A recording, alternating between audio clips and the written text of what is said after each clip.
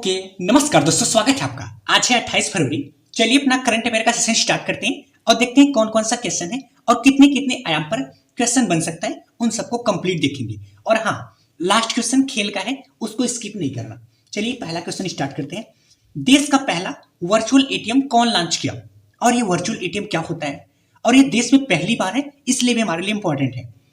Virtual ATM क्या होता है? यह वास्तविक एटीएम की तरह ही कार्य करता है, बस कंडीशन ये है कि इसमें कार्ड आपको नहीं ले जाना पड़ेगा। ये कार्डलेस होगा, तो काम कैसे करेगा? तो ये मोबाइल के माध्यम से काम करेगा। इसको कौन लॉन्च किया? पे मार्ट कंपनी के द्वारा लॉन्च किया गया।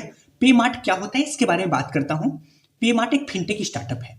इससे क्या क्या कार्य किया जा सकता है? इससे पैसे जमा करना, पैसे निकालना, बिल भुगतान करना तथा जितने भी बैंकिंग कार्य है ना, वो सभी किया जा सकता है। तो ये सभी कार्य करने के लिए जो पे मार्ट कंपनी है, इन्होंने 5 बैंक के साथ साझेदारी किया। और इसी के जैसा आपको पता होगा, कुछ दिन पहले मैंने कराया था, एसबीआई जो बैंक है उसके पास भी योनो ऐप है, जो कि ये भी यही सारे कार्य करता है। पे मार्ट क्या होता है? पे मार्ट एक वित्तीय सेवाएं प्रदान करता है, जो कि 2020 में शुरुआत किया गया था। आज इतनी बड़ी कंपनी बन गई। इसका मुख्यालय नई दिल्ली में है।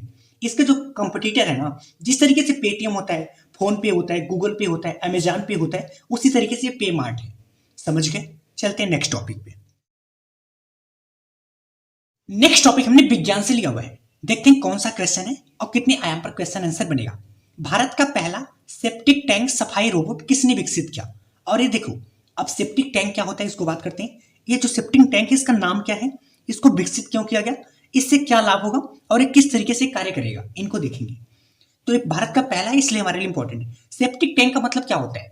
जहां पे हम सभी का मलमूत्र अवशिष्ट इकट्ठा होता है, जिस टैंक में, उसको सेप्टिक टैंक बोलते हैं। तो इसका जो साफ सफाई पहले होता था ना, वो हाथ का प्रयोग करके किया जा सकता था। तो इसका प्रयोग, इसको अवशिष्ट को निकालने के लिए हाथ का प्रयोग नहीं किया जाए, इसके लिए आईआईटी मद्रास के द्वारा इसकी सफाई हाथ से ना हो, इसके लिए उन्होंने एक रोबोट बनाया। इस रोबोट का क्या नाम रखा गया? होमोसेप एटम। समझ गए? मतलब सेप्टिक टैंक को सफाई के लिए होमोसेप एटम नामक का एक रोबोट बनाया गया, उसको आईआईटी मद्रास ने बनाया। यह कैसे कार्य करेगा? यह सेप्टिक टैंक में प्रवेश करेगा, साथ में उसके बाद गंदे पानी और कचरे को अलग करके इसमें क्या लगा होगा? एक शक्तिशाली पंप, साथ में वैक्यूम सिस्टम, जो कि मतलब खींचने की सिस्टम होगा। ये जो रोबोट है, ये पूरे दीवारों की सफाई करेगा। देखो इसमें क्या होता था, इसके पहले इस अवशिष्ट टैंक को मैनुअल हाथों के द्वारा सफाई किया जाता था, जिससे बहुत सारे नुकसान होते थे। इसका नुकसान अगर मैनुअल आप करते हो, एक तो ये बहुत ज्यादा खतरनाक होता है, इसके साथ साथ अस्वास्थ्यकर होता था। इससे अवशिष्ट में क्या होता है, बहुत सारी गैसें होती हैं, तो हानिकारक गैसों से स्वास्थ्य में बहुत ज्यादा समस्या होती थी। उसके साथ साथ मैनुअल कार्य करने में बहुत ज्यादा समय भी लगता था, श्रम भी बहुत ज्यादा लगता था। तो यहाँ पे ये रोबोट आ जाने से काफी ज्यादा लाभ होगा। तो ये नुकसान का अपोजिट आप समझिए, जो भी होगा कुल लाभ होगा। चलते हैं नेक्स्ट टॉपिक पे। नेक्स्ट टॉपिक हमने स्वास्थ्य से लिया हुआ है। देखते हैं कौन सा क्वेश्चन है। हाल ही में प्रारंभिक स्तन कैंसर, ब्रेस्ट कैंसर पता लगाने के लिए कौन सा कार्यक्रम लॉन्च किया? और ये पता ही लगाने के लिए क्यों, मतलब इससे क्या लाभ होगा, इन सबको भी देखेंगे। प्रारंभिक स्तर कैंसर पता लगाने के लिए कार्यक्रम जो लॉन्च किया होगा, उस कार्यक्रम का नाम है सवेरा कार्यक्रम। किसने लॉन्च किया इसको? हरियाणा राज्य के द्वारा लॉन्च किया गया, मनोहर लाल खट्टर मुख्यमंत्री के द्वारा। अब बात करते हैं यह क्या है। तो प्रारंभिक स्तर पर स्तन कैंसर को कैसे पता लगाया जा सके, इसके लिए इस कार्यक्रम को पता लगाए। तो इससे क्यों, मतलब स्तन कैंसर पता लगा क्या करेंगे, इससे क्यों? इसलिए क्योंकि जो स्तन कैंसर होता है, ये महिलाओं में एक आम समस्या है, बहुत ज्यादा मात्रा में बहुत ज्यादा लोगों होता है। इससे क्या होगा कि प्रारंभिक स्तर पर अगर आप पता लगा लोगे, तो इलाज की जो दर है उसको बढ़ाया जा सकता है, साथ में उसके बारे में जागरूकता बढ़ा सकते हैं। अब इतना अनुमान लगा लो कि पूरे विश्व में सबसे ज्यादा जो कैंसर होता है ना, वो स्तन कैंसर, ब्रेस्ट कैंसर ही होता है महिलाओं में। अगर बात किया जाए इसके, ये जो कार्यक्रम है सवेरा कार्यक्रम, इसमें क्या किया जाएगा? इसमें पहली बात तो स्तन कैंसर से संबंधित जागरूक किया जाएगा। उसके बाद कैंसर लक्षणों के बारे में लोगों को शिक्षित किया जाए, किस तरीके का लक्षण है, इसका मतलब आपके पास स्तन कैंसर है। उसके साथ साथ इसके जांच के लिए प्रोत्साहित किया जाएगा, साथ में मुफ्त दवा और मुफ्त इलाज भी किया जाएगा।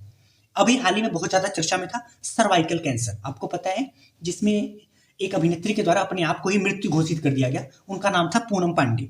सर्वाइकल कैंसर जो कि गर्भाशय कैंसर है, एक गर्भ में होता है, और इसका जो एचपीवी से होता है। समझ गए? चलते हैं नेक्स्ट टॉपिक पे। नेक्स्ट टॉपिक हमने रिपोर्ट से लिया हुआ है। देखेंगे कौन सा रिपोर्ट जारी हुआ और कितने आयाम पर क्वेश्चन आंसर बनेगा। उपभोक्ता व्यय सर्वेक्षण के अनुसार देश में ग्रामीण क्षेत्रों औसत मासिक व्यय कितनी है, मतलब जो ग्रामीण क्षेत्र के लोग हैं उनकी एक महीने का खर्च कितना है, किस रिपोर्ट के अनुसार? ये रिपोर्ट जारी किया नीति आयोग ने। इसके अनुसार ये पता चला कि ग्रामीण में मासिक व्यय जो है वो 3773 रुपीज है। अगर वहीं शहरी अर्बन क्षेत्रों की बात किया जाए, ये तो आपका ग्रामीण हो जाएगा, रूरल एरिया, ये 6459 रुपीज की बात होगा।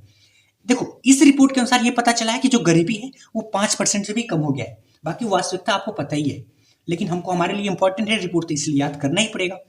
अगर बात करें कि यह रिपोर्ट क्या है, सॉरी ये नीति आयोग क्या है, तो भारत सरकार के जो नीति के ढांचे हैं, मतलब जितनी नीति से संबंधित नियम रूल बनाया जाता है वो नीति आयोग के द्वारा बनाए जाते हैं। और इसके साथ साथ इसका कार्य एक और भी होता है, केंद्र और राज्यों के बीच संघवाद के विचार को बढ़ाता है। संघवाद का मतलब कि जो पावर ऑफ सेपरेशन होता है, दोनों की शक्तियां का बंटवारा। इसकी स्थापना 1 जनवरी 2015 को किया गया था। इसके जो अध्यक्ष होते हैं ना, वो प्रधानमंत्री होते हैं। अब जो प्रधानमंत्री रहेगा वही होगा, तो वर्तमान प्रधानमंत्री नरेंद्र मोदी इसके अध्यक्ष हैं। इसके उपाध्यक्ष कौन है? इसके उपाध्यक्ष श्री सुमन बेरी जी हैं। नीति आयोग के आ जाने से क्या क्या लाभ हुआ? पहली बात मैं बताया कि नीति के ढांचे को विशेष ध्यान देता है, तो जी हाँ, ये जीडीपी दर में कैसे वृद्धि किया जा सके उसका नीति बनाएगा, गरीबी को कैसे कम किया जा सके उसका नीति बनाया जाएगा, साक्षरता दर लिटरेसी रेट को कैसे इंक्रीज किया जाए उसका नीति बनाएगा, साथ में स्वास्थ्य सेवाओं में कैसे सुधार किया जा सके उनसे संबंधित भी नीति बनाएंगे। चलते हैं नेक्स्ट टॉपिक पे। नेक्स्ट टॉपिक हमने योजना एंड परियोजना से लिया हुआ है। देखेंगे कौन सा योजना है, उससे क्या क्या लाभ है। दुनिया की सबसे बड़ी अनाज भंडारण के लिए कितना बजट पारित किया गया? ये दुनिया का सबसे बड़ा है। कहाँ पे पहली बार बनाया गया, कहाँ पे इसको लॉन्च किया गया? ये नई दिल्ली भारत मंडपम में, जहाँ पे G20 का आयोजन किया गया था। किसके द्वारा किया गया? ये भारत सरकार के प्रधानमंत्री नरेंद्र मोदी द्वारा किया गया। कब किया गया? 24 फरवरी 2024 में।